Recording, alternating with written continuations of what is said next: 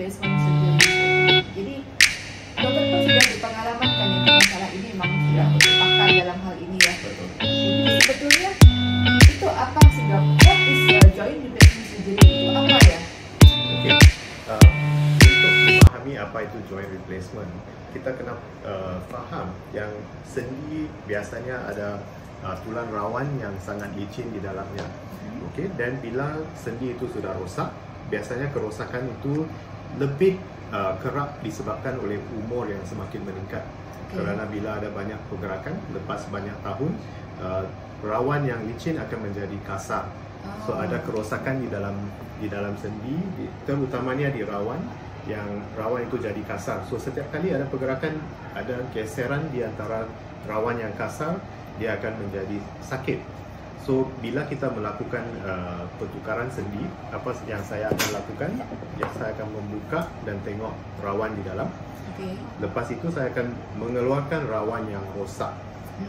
Ada mungkin ramai orang ada pemikiran yang bila saya menukar sendi, sebahagian besar daripada tulang akan dipotong keluar, tetapi sebenarnya itu tidak betul. Saya akan mengambil keluar rawan yang agak nipis, lebih kurang 1 cm sahaja. So rawan yang sudah rosak akan diambil keluar dan akan digantikan dengan sendi yang baru yang dibuat daripada besi. Biasanya dia stainless steel atau juga titanium, dan sejenis plastik yang khas, yang lembut.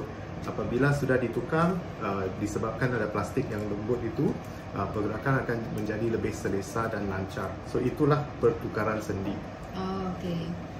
Jadi setelah ditukar itu tidak akan ada lagi rasa sakit-sakit karena Tidak. bergesekan tulang itu ya. Betul, kerana dia sudah ditukar untuk menjadi sangat licin. Sangat So licin. dia tidak ada geseran, tidak ada sakit. Tetapi memang sangat penting untuk masih melakukan olahraga untuk menguatkan otot-otot di sekelilingnya untuk mendapat balik fungsi yang sangat bagus. Okey. Jadi biasanya sebelum seseorang memutuskan untuk melakukan itu joint replacement surgery, hal-hal apakah yang harus dipersiapkan dari dari pasien tersebut? Okey, sebenarnya kalau kita berbincang tentang sebelum joint replacement, mungkin lagi satu soalan ialah adakah rawatan lain yang mungkin bagus untuk pasien macam ini selain daripada pembedahan yang besar? Ini sebetulnya yang paling akhir ya dok ya? Ini biasanya kalau boleh, saya akan simpan rawatan sebegini untuk yang tidak yang masih sakit selepas melalui rawatan-rawatan yang lain. The last option. The last option lah. Okay, so biasanya ada 4 option yang saya akan memberi saya punya pesakit.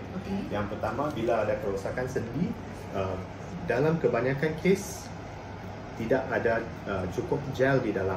So apa yang kita biasa lakukan, kita akan melakukan suntikan atau injeksi gel ke dalam lutut lah. So gel ini akan fill up joint ini, dia akan memberi pergerakan yang lebih lancar. So itu satulah. Yang kedua ialah sejenis rawatan yang kita panggil radio frequency ablation ataupun ablasi saraf yang berdekatan dengan sendi. So biasanya bila kita ada kerosakan di dalam sendi, mengapa kita merasa sakit? Kerana dari sendi sini ada 4 saraf yang pergi ke otak kita yang membawa deria sakit itu ke otak. So kalau kita mau kurangkan sakit ataupun remove sakit itu sama sekali, kita kena switch off ataupun tutup saraf dari sendi yang pergi kepada otak kita. Bagaimana kita melakukan ini? Saya akan memakai sejenis jarum yang khas. Saya akan memasukkan dia ke dalam ataupun sangat dekat dengan saraf. Ada 4 saraf yang dekat dengan sendi lutut misalnya. Saraf itu akan diletakkan jarum, dan jarum itu akan disambungkan kepada sejenis mesin yang akan menghasilkan tenaga elektrik yang akan digunakan untuk switch off saraf itu. So ini akan memberi keselesaan, tidak ada sakit untuk masa lebih kurang setahun hingga 2 tahun lah. So ini bukan rawatan untuk untuk cure kerosakan sendi, tetapi kalau orang itu mungkin belum bersedia untuk melakukan pertukaran sendi, ini secara yang bagus untuk mendapatkan masa Masa untuk apa? Masa untuk melakukan olahraga untuk kuatkan otot di sekeliling lutut lah. Itu sangat penting untuk kesihatan sendi. Okey, yang ketiga. Sorry doktor, apakah ini bisa diulang? Misalnya setelah 2 tahun bisa diulang lagi? Biasanya selepas melakukan ini untuk 1 hingga 2 tahun orang itu tidak ada sakit. Dalam masa itu dia boleh melakukan olahraga untuk kuatkan otot. Dalam kebanyakan kes sakit itu akan kembali perlahan-perlahan. Yes. Tetapi bukan seteruk yang asal lah. So dengan itu sesetengah orang tidak perlu melakukan lagi ini selepas 2 tahun. Tetapi kalau kerosakan di dalam sendi memang sangat teruk, mungkin tiada pilihan lain, boleh sama ada membuat lagi sekali ataupun pada masa itu mungkin pesakit itu sudah bersedia untuk melakukan pertukaran sendi. Baik.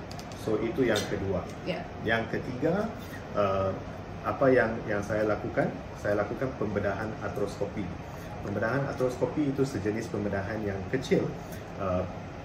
Potongan hanya lebih kurang 1 cm sahaja, 2 atau 3 tempat di sekeliling lutut, dan saya akan memasukkan kamera ke dalam untuk tengok keadaan di dalam, dan kalau boleh kita akan repair ataupun membaiki tempat-tempat yang rosak lah, macam rawan di permukaan sendi ataupun mungkin meniscus, iaitu sejenis rawan yang sangat soft, yang lunak. Yes, betul. So bila kita repair itu, pesakit itu akan mengalami sakit yang berkurangan. Yang keempat, yang paling penting, yang perlu dilakukan oleh semua orang yang ada sakit lutut itu olahraga ataupun senaman. So mungkin boleh dinamakan fisioterapi ataupun just olahraga sahaja, tetapi walaupun rawatan yang mana daripada ketiga-tiga ini ataupun juga lepas pembedahan untuk pertukaran sendi memang sangat penting untuk membina otot. So itu saya sarankan kepada semua pesakit saya. Olahraganya kira-kira olahraga apa yang disarankan? Okey, soalan yang bagus. Biasanya bila saya sebutkan perkataan olahraga, mungkin orang akan ingat macam lari maraton atau seperti itu, tapi sebenarnya bukan. Dia olahraga yang simple. Tadi kita berbincang tentang sepeda.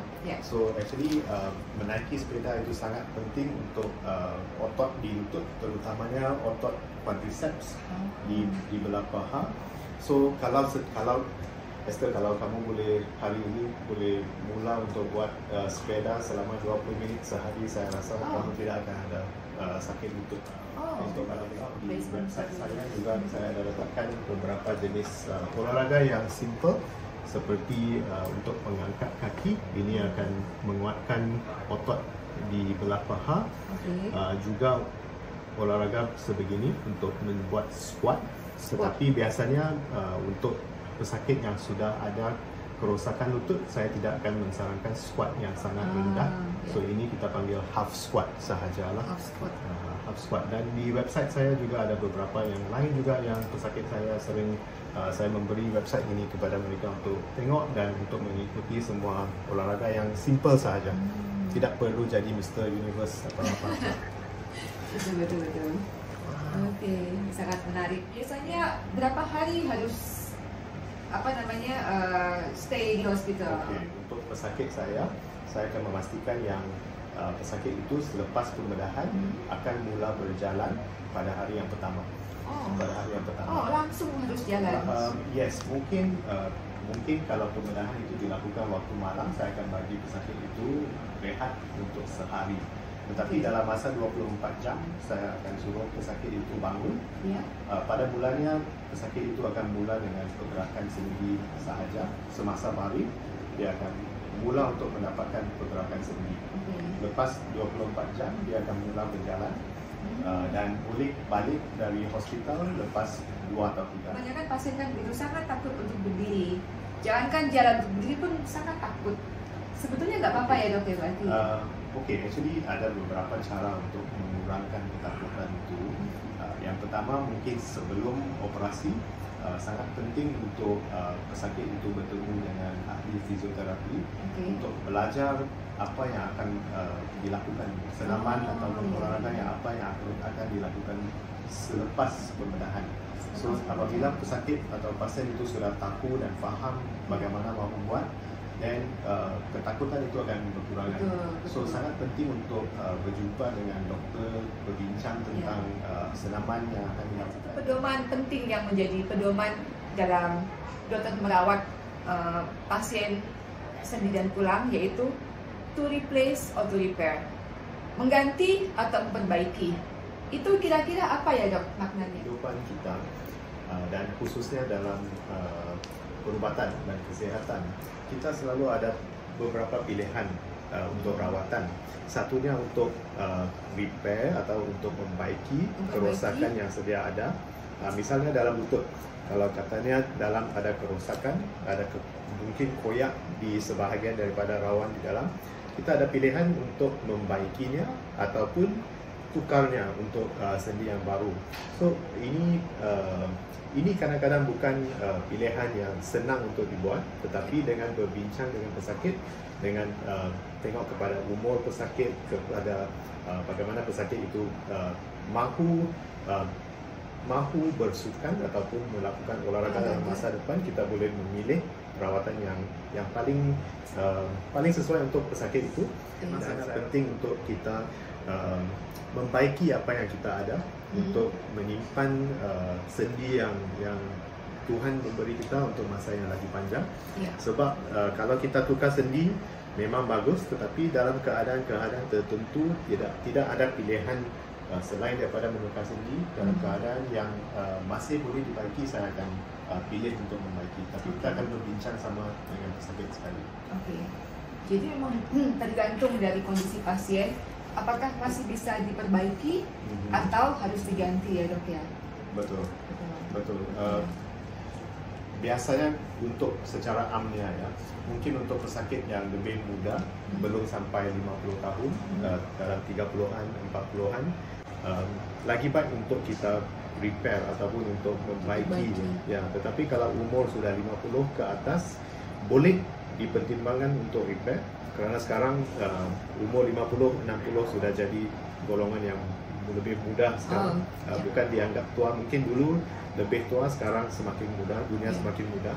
So saya rasa sekarang mungkin terdapat lebih banyak grey area yang mana perlu di repair dan yang mana perlu ditukar.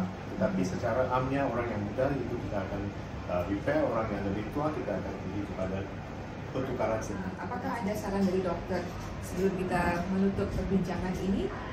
Kira-kira selain dari senaman, bicycle, naik sepeda, apakah ada makanan-makanan khusus yang bisa membantu kita untuk menguatkan tulang dan sendi?